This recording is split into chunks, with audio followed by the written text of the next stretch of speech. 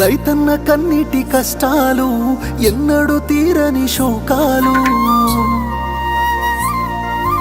అప్పులతో ఆత్మహత్యలు, తలరాత మారని బ్రతుకులు. రైతన్న కన్నీటి కష్టాలు ఎన్నడూ తీరని శోకాలు, అప్పులతో ఆత్మహత్యలు, తలరాత మారని బ్రతుకులు.